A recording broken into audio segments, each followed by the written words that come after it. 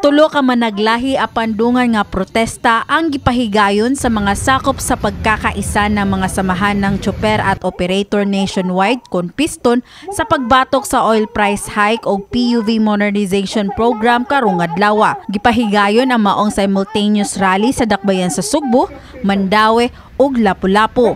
Gipalanong pagbalik sa piston ang ilang baruganan sa pagbasura sa oil deregulation law, pagwagtang sa VAT o excise tax sa mga produkto sa lana ug uban pa. Ang maong rally dungan sab sa laing hugna sa usbaw sa presyo sa produktong petrolyo karong adlaw. Sa 11 ka semana nga pagsaka sa presyo sa lana ning milabayng mga buwan, miabot na og 13 matag litro ang usbaw sa diesel, sa gasolina 17 pesos matag litro ug kerosene nga moabot sa 9 pesos per liter. Tungod ni ini nakibhangan ang kita sa mga driver matag adlaw. Nga napunta na sa pagsaka lang, wala labot sa mga taxis diya sa litro sa lana. Sa iya lang ang pag-increase na wagtangan na o kinitaan ng atong mga driver, mga 400 to 500 pesos na. Dugang pa ni Gregory Perez, ang coordinator sa Piston Cebu, nga nagkalisod ang mga driver apil na ang mga commuters tungod sa padayong pagsaka sa presyo sa petrolyo.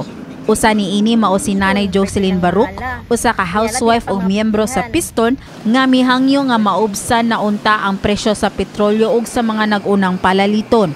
Sa pagkakaroon, grabe yung lisura. Kaya ang mga palaliton, perti ng mahala. Kunya labi na pa mga plitihan.